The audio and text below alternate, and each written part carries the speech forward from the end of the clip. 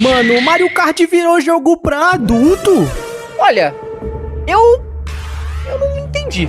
Ai, galera, essa lei Felca tá dando o que falar. Então vem comigo que eu te explico essa palhaçada toda. Porque depois que a lei ECA digital entrou em ação, vários jogos como Free Fire, LoL, Fortnite e muitos outros tiveram que remover as loot box. Tá, mas o que diabos é loot box? Basicamente são caixas misteriosas que você pode abrir e vir algum item raro ou um item completamente inútil no seu jogo. Porém, isso custa uma grana real e não é garantido que venha uma coisa boa ou ruim. Vocês já estão ligados onde eu quero chegar. E por conta disso, esses jogos que eu falei anteriormente foram obrigados a remover essa função de loot box, ou aumentar a idade mínima para jogar esses jogos, no caso ser maior de 18 anos. E a galera gamer ficou revoltada com tudo isso e já estão pedindo injustiça por toda essa confusão que tá acontecendo. Pois é, galera, depois disso tudo eu só digo uma coisa, eu não digo é nada, e ainda tem mais, só digo isso.